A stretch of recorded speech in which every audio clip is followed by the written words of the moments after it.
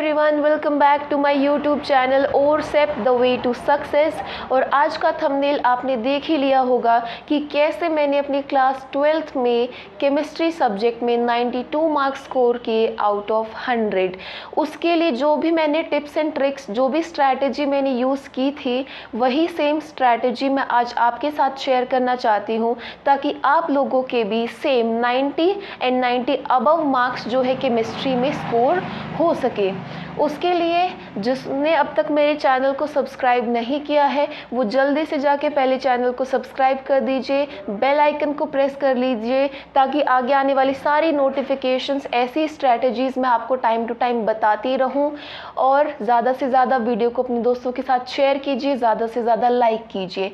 Okay बच्चों, अब हम लोग स्टार्ट करते हैं how to score 90 above marks in chemistry class 12th।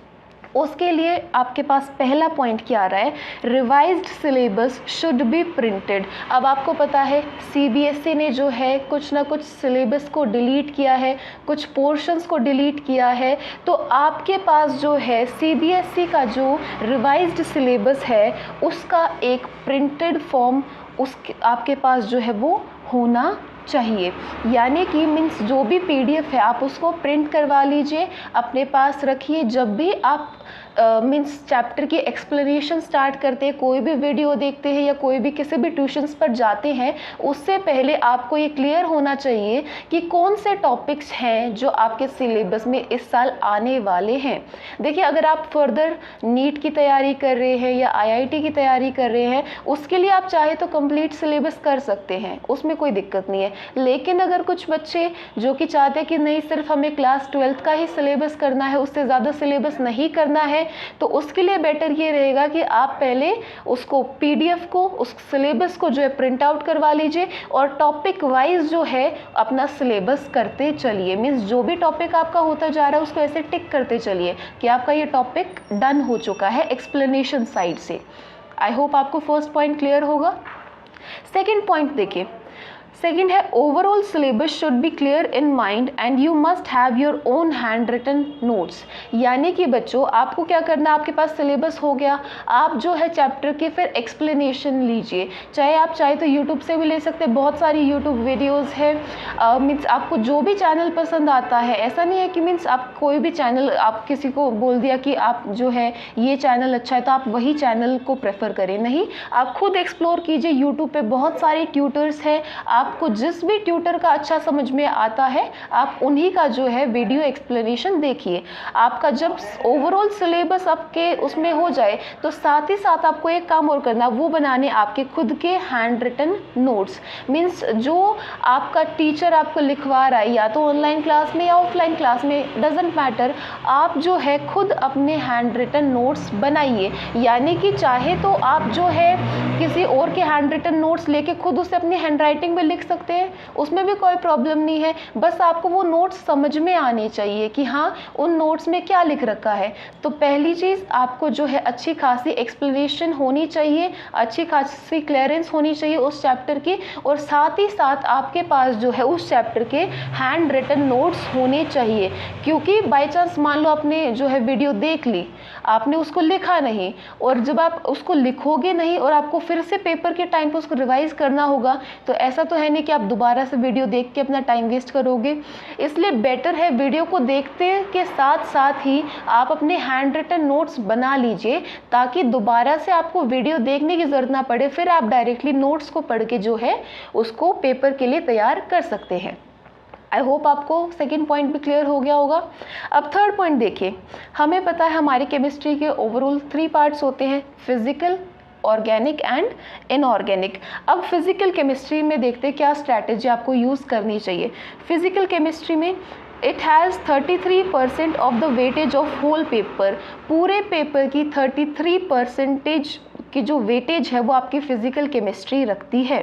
In this you should have a strong calculation capability and formula application skills, यानी कि फिजिकल केमिस्ट्री में अच्छा स्कोर करने के लिए आपके जो कैलकुलेशन की जो कैपेबिलिटी यानी कि जो ताकत है कैलकुलेशन करने की वो थोड़ी सी ज़्यादा स्ट्रॉन्ग होनी चाहिए। और सेकेंडली जो फार्मूला एप्लीकेशन स्किल्स है, यानी कि जो आप फार्मूला को पुट करते हो, अगर आपको फार्मूला आता है लेकिन फार्मूला को पुट कैसे करते हैं, कैलकुलेटिव पार्ट को सॉल्व कैसे करते हैं, अगर आप उसमें थोड़ा सा वीकर साइड पे हो तो उसमें फिजिकल केमिस्ट्री में आपको थोड़ा सा प्रॉब्लम हो सकता है। क्योंकि फिजिकल केमिस्ट्री ज़्यादातर अगर मैं बात करूँ तो ओवरऑल वो न्यूमेरिकल से, डेरिवेशन से, थ्योरी से, इन सब से भरी हुई है। तो डेरिवेशन इज समवट जो कि आसान है, ज़्यादा मुश्किल नहीं है। थोड़ा सा बच्चों को जो मुश्किल लगता है वो है आपका न्यूमेरिकल पोर्शन, और न्यूमेरिकल जो है वो बच्चा काफ़ी अच्छे से सॉल्व कर पाएगा जिसका जो आपका कैलकुलेशन पावर है वो थोड़ी सी स्ट्रॉन्गर साइड पे होगी। तो ये थी बच्चों फिजिकल केमिस्ट्री की बात। अब हम लोग बात करते हैं सेकेंड हमारी organic chemistry. Organic chemistry is asked for 28 marks in the board exam. For this, one should have the basic knowledge of nomenclature, different reagents, etc. Organic chemistry जो है आपकी 28 मार्क्स में आती है बोर्ड एग्जाम्स में। इसके लिए जो है आपको बेसिक नॉलेज होनी चाहिए। क्लास 11th में आपने जो है नॉमेनक्लेचर पढ़ा होगा, उसके रूल्स पढ़े होंगे, तो आपको जो है क्लास 12th में भी सेम वही बेसिक रूल्स लगाने हैं क्लास 11th वाले। आपको बेसिक नॉलेज होनी चाहिए नॉमेनक्लेचर की, अलग अलग रिएजेंट्स की, और जो है कैसे बॉन्ड फॉर्मेशन होता है, कैसे बॉन्ड डिसोसिएशन होता है, बॉन्ड फॉर्मेशन में एनर्जी रिलीज होती है, मीन्स आपका क्या वो है बेसिक कंसेप्ट जो क्लास 11th में आपको सिखाया गया था, उसकी आपको जो है थोड़ी बहुत बेसिक नॉलेज होनी चाहिए ऑर्गेनिक केमिस्ट्री से पहले। ऑर्गेनिक केमिस्ट्री में आप सबको पता होगा बहुत सारी नेम रिएक्शंस आती हैं। तो बोर्ड के पॉइंट ऑफ व्यू से अगर मैं बात करूं तो बोर्ड के पॉइंट ऑफ व्यू से जो ज़्यादातर आपकी नेम रिएक्शंस हैं वो बहुत ज़्यादा इम्पॉर्टेंट है, जैसे कि वोल्फ किश्नर रिएक्शन हो गया, रोजनमंड रिडक्शन हो गया, फिर आपका बहुत सारी ऐसी नेम रिएक्शंस हैं जो कि जो है आपको क्लियर होनी चाहिए। तो नेम रिएक्शंस के लिए आपको क्या करना है, ऑर्गेनिक केमिस्ट्री में जनरली जितनी भी रिएक्शंस हैं उनको बार बार लिख के देखना है। जितनी बार भी आप उनको लिख के देखेंगे उतना ही ज़्यादा वो जो है आपके माइंड में क्लियर होते चलेंगे, क्योंकि जितनी बार आप लिखोगे कुछ ना कुछ आपकी मिस्टेक्स रहेंगी। आप बार बार उन मिस्टेक्स को जब ठीक करोगे तो दोबारा जो है एग्ज़ाम में उन गलतियों को करने की जो आपकी टेंडेंसी, जो उसका नंबर है वो क्या हो जाएगा, कम हो जाएगा। तो आई होप आपको ऑर्गेनिक केमिस्ट्री का भी पॉइंट समझ में आया होगा। अब हम लोग थर्ड बात करते हैं इनऑर्गेनिक केमिस्ट्री की। Inorganic chemistry is asked for 19 marks in the board exam. Make short notes for this. ये जो है और इनऑर्गेनिक केमिस्ट्री आपकी 19 मार्क्स की आती है बोर्ड एग्जाम्स में। इसके लिए आपको क्या करना है, ज़्यादातर इसमें थ्योरेटिकल पोर्शन होता है, ना कोई न्यूमेरिकल होता है, ना ही कोई ऐसे रिएक्शंस वगैरह होती है। जनरली आपको क्या करना है, इसके लिए शॉर्ट नोट्स बनाने हैं।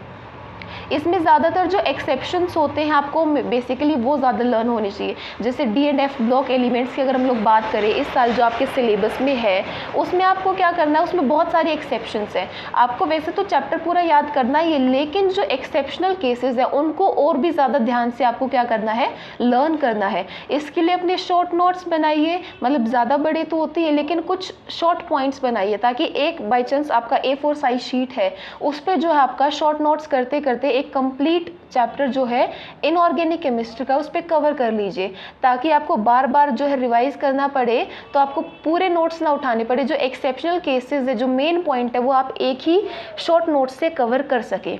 तो ये थी इनऑर्गेनिक केमिस्ट्री के लिए। आपका 6 पॉइंट देखिए बच्चों क्या होता है, इट इज़ मल्टीपल रिविजन्स। आपने सिलेबस को अच्छे से समझ लिया है, आपने नोट्स अच्छे से बना लिए हैं, आपको मीन्स सिलेबस सारा अपने दिमाग में क्लियर है। अब बारी होती है सिर्फ और सिर्फ मल्टीपल रिवीजन्स की। जैसे जैसे आपका एग्ज़ाम नज़दीक आता है वैसे वैसे आप अपने रिवीजन्स को बढ़ा दीजिए, ठीक है। जितनी बार आप नोट्स को रिवाइज करोगे उतनी बार आपको जो है वो क्लियर होता चलेगा। मेरा मेन फोकस रहता था कि मैं जो है जितनी बार हो सके रिटन प्रैक्टिस करूँ। जितनी बार रिटन प्रैक्टिस करोगे उतना ही ज़्यादा जो है वो आपके लंबे समय तक आपके दिमाग में वो चीज़ स्टे कर पाएगी। इसलिए मल्टीपल रिवीजन्स, और मल्टीपल रिवीजन्स भी हो सके तो रिटन प्रैक्टिस में। आई होप आपको 6 पॉइंट भी क्लियर होगा। 7th और लास्ट पॉइंट देखिए बच्चों हमारा क्या है, प्रैक्टिस PYQs मल्टीपल टाइम्स, यानी कि जो आपके प्रीवियस ईयर क्वेश्चंस हैं, इसके लिए आप कोई भी सैम्पल पेपर ले लीजिए। आप मार्केट में बहुत सारे MTG का हो गया, एग्ज़ाम आइडिया, कोई भी है। मैं अगर अपनी बात करूँ तो मैंने यूज़ किया था MTG का सैम्पल पेपर। उसमें जो है आपको चैप्टर वाइज हर एक चैप्टर के यानी कि अलग अलग जो है आपको प्रीवियस ईयर क्वेश्चंस मिल जाते हैं। तो उसके हिसाब से आप क्या करो, आपने चैप्टर अच्छे से कर लिया, उसका एक्सप्लेनेशन अच्छे से ले लिया, अब आपकी बारी आती है सिर्फ और सिर्फ बार बार PYQs को रिवाइज करना, और वो भी रिटन रिविजन होनी चाहिए। ठीक है, अगर आप ओरल करते हो, सिर्फ उसको याद करते हो, तो वो शायद 1-2 हफ्ते तक आपको याद रह सकता है, तो उसके बाद आपके दिमाग से वो स्किप हो जाएगा। हमारा माइंड ऐसा है कि जो रिटन रिविजन्स को जो है ज़्यादा अच्छे से ज़्यादा लंबे समय तक याद रख पाता है। इसलिए जितने भी आप प्रीवियस ईयर क्वेश्चंस करो, कोई भी सैम्पल पेपर ले लो, कोई फ़र्क नहीं पड़ता। कोई ज़रूरी नहीं है कि सिर्फ आपको, कोई भी ले सकते हो, आपकी मर्ज़ी है जो आपको अच्छा लगे। ठीक है, तो आप कोई भी सैम्पल पेपर लीजिए, उसमें जो प्रीवियस ईयर क्वेश्चंस है उस चैप्टर के स्पेसिफिकली, उनको बार बार लिख के देखिए। क्योंकि आप एक बात बताओ, जो क्वेश्चंस उस चैप्टर में से लास्ट ईयर्स में आ चुके हैं, बाई चांस 10-15 साल में आ चुके हैं, इसका मतलब ये है कि उस चैप्टर के जितने भी इंपॉर्टेंट क्वेश्चंस थे वो ऑलरेडी आ चुके हैं, राइट। इसका मतलब इससे ज़्यादा और कितने आपके इंपॉर्टेंट क्वेश्चंस बन सकते हैं, वही क्वेश्चन है जो बार बार रिपीट होंगे। तो पॉसिबिलिटी 40% पॉसिबिलिटी ये रहती है आपके एग्जाम में कि 40% of the questions are repeated from the PYQs। जो भी आपके प्रीवियस ईयर के क्वेश्चन है वो भी कभी ना कभी इंपॉर्टेंट रहे होंगे, तो वो क्वेश्चंस जो आपके दोबारा से रिपीट होने की संभावना होती है। और आपको उससे ये पता चल जाता है कि इस चैप्टर में से या फिर इस टॉपिक में से क्वेश्चन किस तरीके से पूछा जा रहा है, या फिर किस तरीके से और पूछा जा सकता है। तो ये चीज़ जो है आपके माइंड में क्लियर होनी चाहिए। तो PYQs जो है सबसे इम्पॉर्टेंट पॉइंट है इन सारे उसमें से। PYQs को बिल्कुल भी स्किप ना करें, इनको जो है बार बार रिटन रिवीजन करके देखें, आपके जो है अच्छे खासे मार्क्स ज़रूर मिलेंगे आपको। ये थी सारी टिप्स एंड ट्रिक्स जो कि मैंने भी फॉलो की है, जो कि मैंने सोचा कि आपके साथ क्यों ना शेयर किया जाए, ताकि आप लोगों के भी अच्छे मार्क्स आए केमिस्ट्री में। और सबसे यहाँ पे हम लोग बात करें एक मोटिवेशन की, तो जो है आप कभी भी डीमोटिवेटेड फील मत कीजिए। बाई चांस आप कोई सिलेबस कर रहे हैं और आप कोई क्वेश्चन सॉल्व करते हैं, बाई चांस फिजिकल केमिस्ट्री का न्यूमेरिकल कर रहे हैं, उसका आंसर अगर आपका नहीं आता है तो अपने आप को डीमोटिवेट मत कीजिए। ठीक है, कोई बात नहीं, आप हो सकता है आपने कोई मिस्टेक छोड़ दी, उसको दोबारा से कोशिश कीजिए, ट्राई कीजिए, वो ज़रूर हो जाएगा। अगर फिर भी नहीं हो पाता तो किसी की हेल्प ले लीजिए, किसी टीचर की, किसी अपने सिस्टर की, किसी ब्रदर की, ताकि वो जो आपको उसमें हेल्प कर सके। ठीक है, तो आपको क्या करना, अपने आप को मोटिवेटेड रखना है। क्लास 12 थोड़ा सा बर्डन वाला फेज़ होता है बच्चों के लिए, लेकिन अपने आप को मोटिवेटेड रखिए और जो है जितना ज़्यादा हो सके अपना रिवीजन करते रहिए, अपना सिलेबस को कंटिन्यू रखिए। अब देखिए, हमने लास्ट में एंड में एक थॉट लिखी है जो कि रविंद्रनाथ टैगोर जी ने कही है। वो क्या है, you can't cross the sea merely by standing and staring at the water. क्या बोल रहे हैं कि आप जो है कभी भी पानी को या फिर समुद्र को क्रॉस नहीं कर सकते हैं सिर्फ बाहर खड़े होके, ये सोच के कि जो है मैं पानी को देख रही हूँ कि मैं इसको क्रॉस कर पाऊंगी या नहीं कर पाऊंगी। उसके लिए आपको क्या करना है, आपको उसके लिए पानी में उतरना पड़ेगा। इट मीन्स अगर आपको जो है कोई भी काम ऐसा लगता है कि आप दूसरे ने कर रखा, आप ये कर सकते हो या नहीं कर सकते हो, वो चेक करने के लिए आपको खुद उस चीज़ के अंदर जाना पड़ेगा। ठीक है, मैं कुछ भी बता दूँ, कोई और कुछ भी बता दे, उससे आपको मीन्स थोड़ी सी हेल्प मिल सकती है, लेकिन हेल्प के बजाय सबसे इंपॉर्टेंट है आप खुद कितना उस चीज़ को कर रहे हैं। ठीक है, तो आप जो है सिर्फ ये मत सोचिए कि नहीं ये पोर्शन डिफ़िकल्ट है, मैं इसको ना करूँ तो ही ठीक है। आपको क्या करना है, उस पोर्शन को सबसे पहले करना है जो आपको टफर साइड पे लगता है, क्योंकि जो आप टफ पोर्शन पहले कर लोगे तो जो आसान बच गया वो आपके लिए कुछ भी नहीं होगा। तो this is all from my videos. Thank you so much for watching. अगर आपको ऐसे ही वीडियोस और चाहिए तो आप कमेंट सेक्शन में बता दीजिएगा।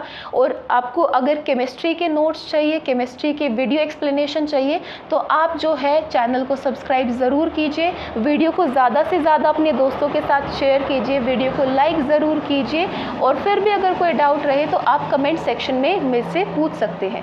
Thank you so much for watching my video.